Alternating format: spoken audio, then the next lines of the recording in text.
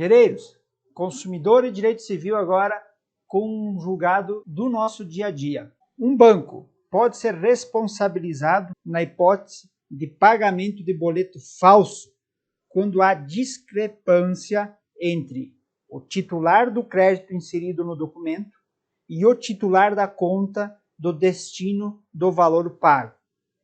Aquela situação nós, infelizmente, do cotidiano, que essas organizações criminosas acabam evoluindo e chegando antes, mas em que entra-se no sistema do banco e eles conseguem criar telas similares para induzir a erro o consumidor, enfim, as pessoas, por meio da emissão de um boleto em que o código de barras da ou não é o certo, ou quando se tem na previsão de que o pagamento lá aparentemente é com o credor correto, mas a conta destino foi essa situação específica, não bate com o nome da pessoa jurídica, física, que seria o beneficiário, que era a real intenção do consumidor. Vamos pegar o exemplo de um consumidor de efetuar o pagamento.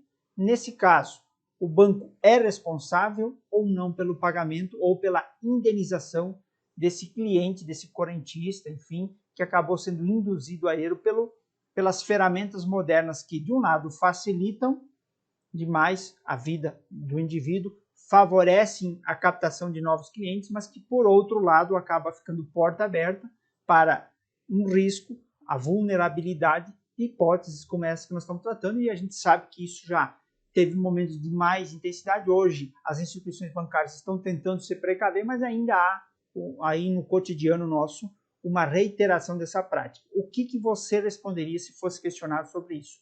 Qual seria a sua posição? O banco, a instituição bancária, nesse caso em que o nome da pessoa física, pessoa jurídica da credora, não bate com o destinatário da conta.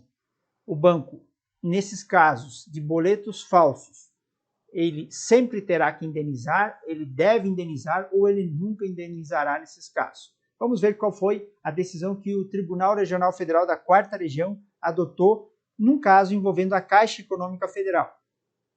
O entendimento adotado pela 4ª turma foi no sentido de que, como regra, os bancos respondem solidariamente por fraudes relacionadas às suas operações bancárias, na forma de fortuito interno. Tanto é que isso é simulado hoje pelo STJ, na súmula 479, lembrando que fortuito interno aqui, estamos falando daquela situação em que decorre da forma com que o fornecedor produz o bem, uma falha lá na qualidade do gênero alimentício, do bem de consumo, enfim, ou quando o serviço é prestado com uma falha. Então, esse se trata de um fortuito interno, porque embora indesejado, ele está ligado intimamente à própria projeção dos riscos da atividade. Então, assim, é uma mescla aí, quase se aproximando da teoria do risco, por meio do fortuito interno. Então, súmula,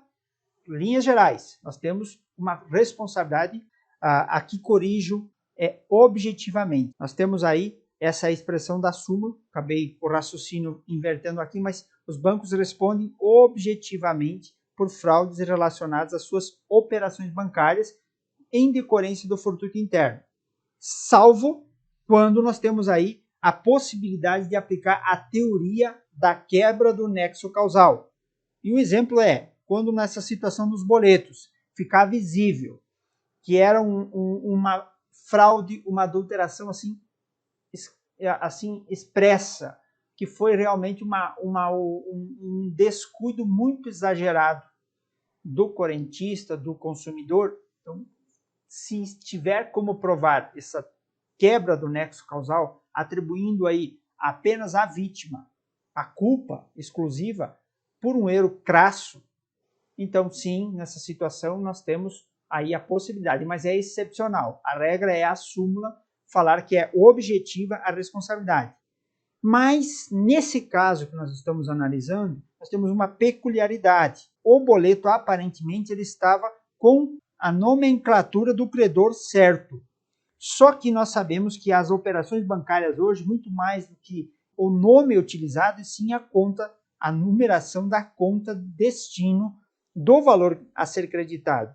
E nesse caso específico ficou demonstrado nos autos que, embora o boleto estasse direcionado ao credor correto, a conta, o nome do titular da conta não batia.